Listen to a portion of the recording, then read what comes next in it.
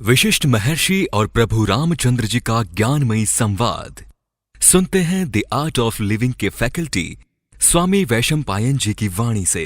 अगर आपने अभी तक इस चैनल को सब्सक्राइब नहीं किया है तो इसे जरूर सब्सक्राइब करें और सब्सक्राइब करने के बाद बेल आइकन को भी जरूर दबाएं। जय गुरुदेव। योग वशिष्ठ के अगले एपिसोड में आप सबका स्वागत है। पिछले एपिसोड में अगर आपको याद होगा तो हम एक बड़ी रोचक और दिलचस्प कहानी सुन रहे थे। वो कहानी थी हिमालय पर्वत पे जो कैलाश नामक शिखर है, वहाँ पर एक प्रजाति रहती थी और उनका राजा था सुरघु।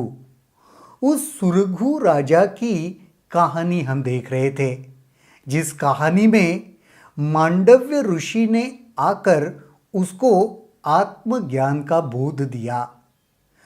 मांडव्य ऋषि ने जो भी कहा उसके ऊपर चिंतन और मनन करके सुरघु उस अंतिम स्थिति तक पहुंच गया जिसे हम स्थित प्रज्ञ कहते हैं।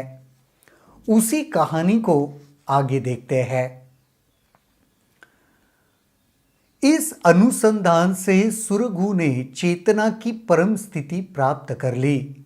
इसके बाद उसे कभी व्यथा नहीं हुई और वह सदा संतुलित मानसिक स्थिति में रहते हुए अपने सब काम करता रहा।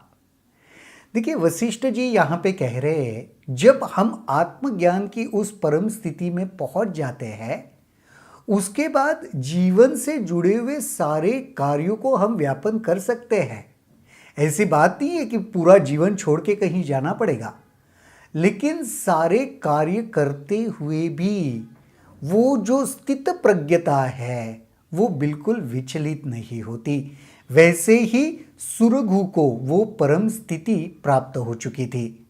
वह दयालु था, परंतु अभी न तो घृणा से रहित था न द्वैत भावों से विलग ही था।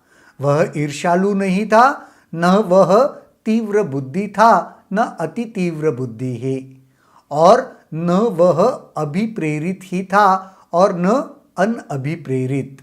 वह समदृष्टि भी था और उसके अंतर मन में शांति भी थी। ये सारे विश्लेषण से ये पता चलता है, जो भी कुछ गुण अवगुण है ना, उसके परे की स्थिति उसको प्राप्त हो चुकी थी। तो ये सारा विश्लेषण यही हमको समझाता है कि वो जो भी लेबल्स होते हैं ना, उन लेबल्स के ऊपर जा चुका था। उसे यह बोध हो चुका था सब कुछ चेतना ही है और उसी की विविध अभिव्यक्ति यह जीवन है। कितना सुंदर है। देखो, ये जो सारा संसार में देख पा रहा हूं वो चेतना ही है, लेकिन ये अलग अलग आकार रूप जो मुझे प्रतीत होते हैं वो क्या है? वो इसी चेतना की अलग अलग अभिव्यक्ति है। अभिव्यक्ति का मतलब होता है एक्सप्रेशन। तो अलग अलग चेतना की ही अभिव्यक्ति यह सारा संसार है। इस प्रकार वह सुख दुख में शांत रहा। इस प्रकार ये बातें पूरी तरह उसकी समझ में आ गई थी। ये जो तत्व ज्ञान है ना, वो उसको हो गया था।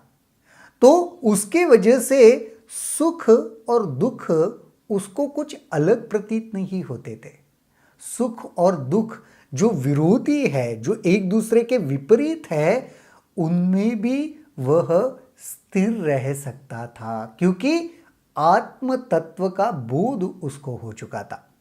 लंबे समय तक उसने इस संसार में राज्य किया और फिर स्वेच्छा से अपने शरीर को त्याग दिया। उसने असीम चेतना से एकता प्राप्त कर ली। हे राम, इस प्रकार ज्ञानी मन के साथ रहो और राज्य करो। वशिष्ठ महर्षि क्या प्रबोधन कर रहे हैं राम को? तुम्हें सब कुछ छोड़ के कहीं जंगल में चले जाने की आवश्यकता नहीं है, या शरीर का त्याग करने की भी आवश्यकता नहीं है। सब कुछ कर सकते हो, पहले उस आत्मज्ञान को प्राप्त कर लो और उसी तरीके से तुम राज्य भी करो, ये कह रहे हैं। तो राज्य छोड़कर भागने की सलाह कभी नहीं मिली है। वशिष्ठ महर्षि प्रभु रामचंद्र जी को यही समझा रहे, आत्मज्ञान प्रमुख है, उसके बाद भी तुम राज्य कर पाओगे, रादर ज्यादा अच्छे से राज्य कर पाओगे। तो जो भी कोई आत्मज्ञानी हो जाता है ना, उसके बाद वो क्या करता है वो ज्यादा इंपॉर्टेंट नहीं रहता, वो कैसे करता है ना वो इंपॉर्टेंट हो जाता है। आत्मज्ञानी व्यक्ति जो भी वो कार्य जीवन में कर रहा है वो ज्यादा बखूबी करेगा, और वो जो कुछ कार्य कर रहा है ना उससे वो अछूता भी रहेगा। उस पर प्रभु रामचंद्र जी ने पूछा, परंतु हे महर्षि, मन तो अस्थिर है, कैसे कोई संपूर्ण समस्थिति को उसकी वजह से प्राप्त कर सकता है? बहुत वैलिड क्वेश्चन है कि मन तो बड़ा चंचल है, अस्थिर है, आप कह रहे हो समस्थिति प्राप्त करना, ये दोनों चीजें कैसे मुमकिन होगी? अस्थिर मन से समस्थिति कैसे प्राप्त करें? वशिष्ठ ने उत्तर दिया, इस समस्या से संबंध राजा सुरघु और परिग ऋषि के बीच में हुआ संवाद प्रासंगिक है, उसे सुनो। पारस देश का एक राजा था परिग। अभी हमने सुरघु राजा की कहानी सुनी थी ना, उससे ही जुड़ी हुई और एक कहानी बता रहे हैं यहां पे। पारस देश का राजा था परिग, वह सुरघु का घनिष्ठ मित्र था।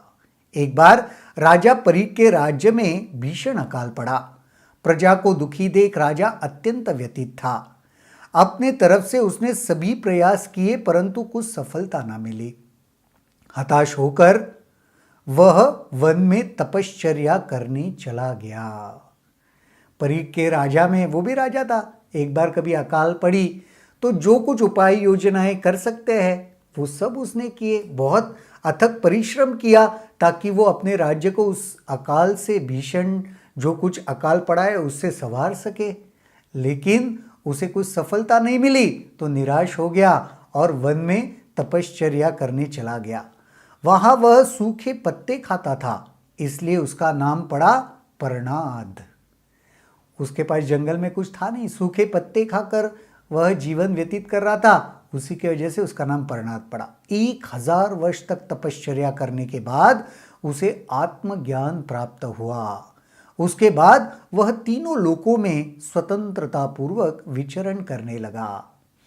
1000 वर्ष तक राजा परिग ने तपस्या की और उसके बाद उसको आत्मज्ञान की प्राप्ति हुई। और जब एक बार आत्मज्ञानी हो गए तो फिर मुक्त हो गए। फिर उसके बाद वो तीनों लोकों में भ्रमण विचरण करने लगा। एक दिन उसकी भेंट सुरघु से हुई। इसे वह पहले से जानता था।